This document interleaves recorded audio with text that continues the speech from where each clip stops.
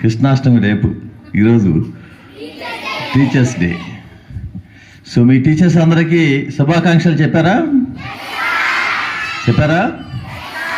Okay. So స్కూల్లో పనిచేస్తున్నటువంటి ప్రతి అధ్యాపకురాలకి, అధ్యాపకునికి మేనేజ్మెంట్ తరపున ఉపాధ్యాయ దినోత్సవ శుభాకాంక్షలు తెలియజేస్తూ, అదేవిధంగా విద్యార్థులందరికీ కూడా ఆశీస్సులు అందజేస్తూ, ఈరోజు యాక్చువల్గా ఇక్కడ మేడం గారు కూడా రావాలి. మేడం గారికి కృష్ణా జిల్లా బెస్ట్ టీచర్ అవార్డుకి కలెక్టర్ దగ్గర తీసుకోవడానికి వెళ్ళారు. సో మచిలీపట్నంలో అక్కడ సెటిల్ అవ్వడం వల్ల నేను ఇక్కడ రావాల్సి వచ్చింది. Okay, anyhow. సో టీచర్స్ ఈరోజు ప్రతిరోజు మీదే కదా, ప్రతిరోజు మీదే, పిల్లలదే. కానీ ఒక్కరోజు మాత్రం ఉపాధ్యాయులది. ఎందుకంటే అన్నింటిలో కన్నా ఏ వృత్తి అయినా తీసుకోండి, అన్నింటికన్నా మిన్న ఉపాధ్యాయ వృత్తి. ఎందుకంటే ఎంతోమంది మీలాంటి చిన్నారులను తీర్చిదిద్ది ఉన్నత శిఖరాలకు చేర్చి టీచర్ అలాగే ఉండిపోతుంటాడు.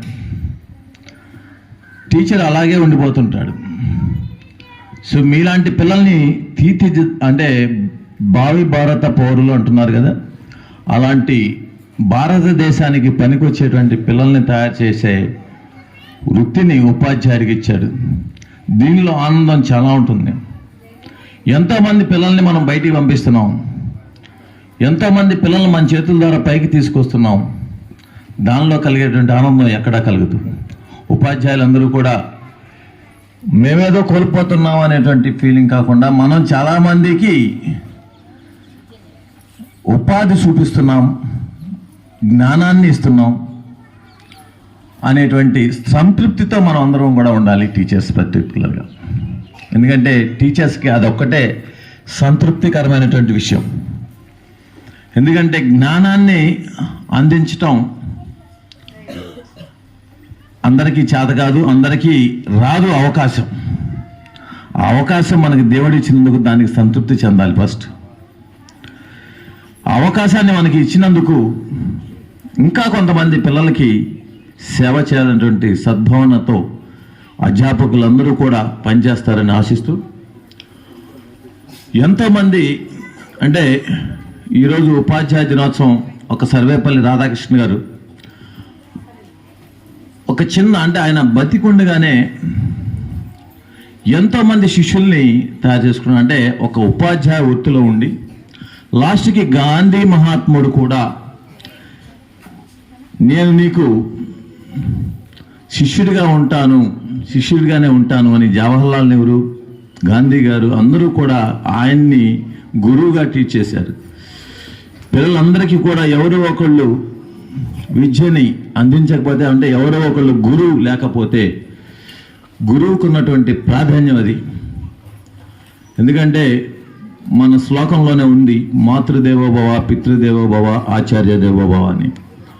అమ్మ నాన్న తర్వాత మనం ఇచ్చేటువంటి మొట్టమొదటి స్థానం గురువుకి దక్కుతుంది.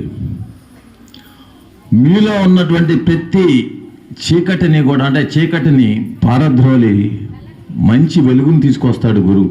గుర్తుపెట్టుకోండి పిల్లలు. అందుకని అధ్యాపకులకి మీరందరూ కూడా గౌరవించడం నేర్చుకోండి. ఇప్పుడున్న పరిస్థితుల్లో అధ్యాపకులకి శిష్యులకి మధ్య సంబంధాలు చాలా తెగిపోతున్నాయి. కాదు, అధ్యాపకుల్ని గౌరవించడం నేర్చుకోండి. రాగానే స్కూల్కి మీ టీచర్ని మీరు విష్ చేస్తున్నారా?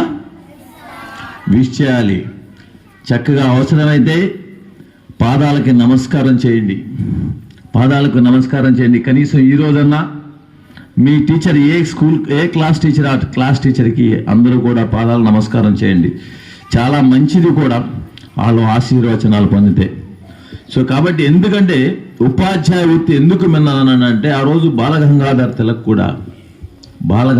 తిలక్ ఉపాధ్యాయ అంటే మన సర్వేపల్లి రాధాకృష్ణ గారు చూసి ఒకే ఒక్క మాట అన్నాడు ఆయన, నన్ను మీ శిష్యులుగా చేర్చుకోండి. మీ శిష్యులుగా చేర్చుకోండి. అంటే అంత అత్యున్నతమైనటువంటి ఉపాధ్యాయ వృత్తిలో ఉంటూ ఒకరోజు పిల్లలందరూ కలిసి ఆయన జన్మదినం రోజున ఇదే సెప్టెంబర్ 5న పిల్లలందరూ ఒక ఫంక్షన్ చేస్తే ఆ ఫంక్షన్లో ఆయన చెప్పిన మాట ఏంటంటే, నాకొక్కడికి జన్మదినం చేయటం కాదు, నా జన్మదినాన ఉపాధ్యాయులు ఎక్కడైతే ఉన్నారో అందరికీ సన్మానం చేసి సత్కరించండి అని చెప్పినటువంటి వ్యక్తి. అందుకని కేంద్ర ప్రభుత్వం ఆయన మాటని అంగీకరించి సెప్టెంబర్ 5న మనందరికీ కూడా ఉపాధ్యాయ దినోత్సవంగా చేశారు. అంటే ఉపాధ్యాయులకి గౌరవం కలిగించినటువంటి ఒక సర్వేపల్లి రాధాకృష్ణన్, ఆయన భారత ఉపరాష్ట్రపతి చేయటం ఒక ఎత్తు అయితే ఉపాధ్యాయ వృత్తి ఒక ఎత్తు. ఆయన ఉపాధ్యాయ వృత్తి అంటే అంత గౌరవించేవాడు అనమాట. సో కాబట్టి ఒక అబ్దుల్ కలాం గారిని చూడండి, అబ్దుల్ కలాం గారిని తీసుకున్న ఆయన గురువు, నా గురువు ఎవరైనా అడిగితే, ఆయన ఎప్పుడైనా ఎవరైనా అడిగితే మీ గురువు గారు ఎవరంటే సర్వేపల్లి రాధాకృష్ణన్. కానీ ఆయన సర్వేపల్లి రాధాకృష్ణ ఆయనకేం పాఠాలు చెప్పలా, అయినా సరే ఆయన్నే గురువుగా టీచ్ చేస్తూ ఆయన్నే గురువుగా భావించి జ్ఞానాన్ని సంపాదించాడు. ఇవాళ అబ్దుల్ కలాం గారు పాఠం చెబుతూనే చనిపోయారు.